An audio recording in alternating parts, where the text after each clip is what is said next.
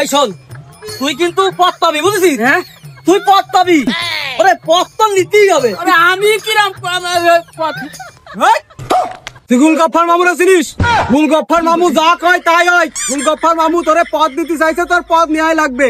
তোরে নেতা বানাতে চাইছে, তোরে নেতা বানাই ছাড়বে। এই শালা, তুই বিগত সময় মনে মনে করেছিস শালা কি জনগণ জান না, যারা পদ দেবে তারা জানে। ওরে শালা, আমার নেতা খাইরুল হাত আমার কান্দে আছে। শালা আমি তোরে পদ দেবো তাই দেবো।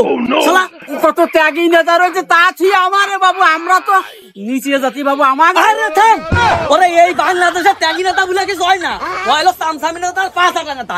ওরে শালা আমি গুলগপ্ফার তো চাই। ওরে গরু ছাগল হাঁস মুরগি নিয়ে এসে পদ দিতে পারি।